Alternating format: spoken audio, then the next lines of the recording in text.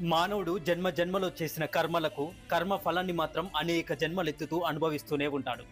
మళ్ళీ జన్మ ఎత్తిన ఈ జన్మలో కూడా పాపాలు పుణ్యాలు చేస్తూ ఉంటాడు.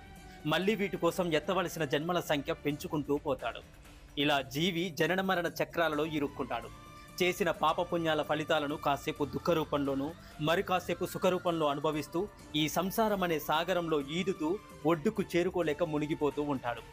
దాచిపెట్టిన ధనము పరుల పాలు, అందమైన దేహం అగ్నిపాలు, అస్థికలన్నీ గంగపాలు, మనం చేసిన దాన ధర్మాల పుణ్యఫలం మాత్రమే మన పాలు. ఇది తెలుసుకొని అందరూ బ్రతకగలిగితే ప్రపంచమంతా శాంతి పాలవుతుంది. అన్నింటినీ తట్టుకోవడమే కాదు, కొన్ని వ్యామోహాల నుంచి తప్పుకోవడం నేర్చుకున్నప్పుడే మన జీవితం చాలా సంతోషంగా ఉంటుంది. ఒక పుష్పాన్ని ప్రేమిస్తే దానిని చెట్టు నుంచి త్రుంచకూడదు. దానిని త్రుంచితే అది వాడిపోతుంది.